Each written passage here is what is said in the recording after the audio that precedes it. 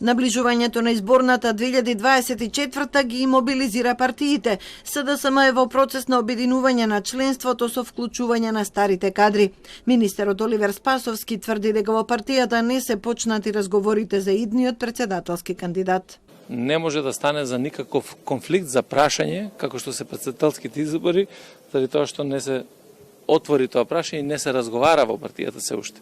Кој ќе дојде моментот ќе разговараме и низ диалог ќе се утврди тоа што е најдобро. За нас што е важно? Важно е Европскиот фронт, таа опција која што нуди известност на државата и на граѓаните, да ја добие довербата од граѓаните. Но последните активности на Спасовски и неговото издвоено мислење околу законот за амнестија за некои негови колеги во владата е показател на председателски амбиции. Министерот за правда Кренар Лога, кој во моментот е во Соединетите Американски држави, оттаму порача. Посакувам престојната политичка кампања за председателските избори да биде во најконструктивен можен дух со постигнати резултати и отчетност од сите нас. Пред неколку дена СДСМ пласираше фотографии од состанок на стратешкиот тим.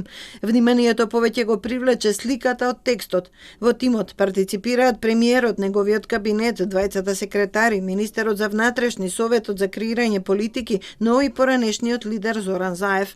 Мотото на средбата е обединување. Во истиот дух се очекува формирање на други партиски тимови со поранешни и актуелни функционери. По Игор Ивановски, во нив треба да се придружат Радмила Шекеринска, Андреј Петров и други. Од сите се очекува заедничка работа во подготовката за парламентарните избори, чиј редовен термин е наредното лето.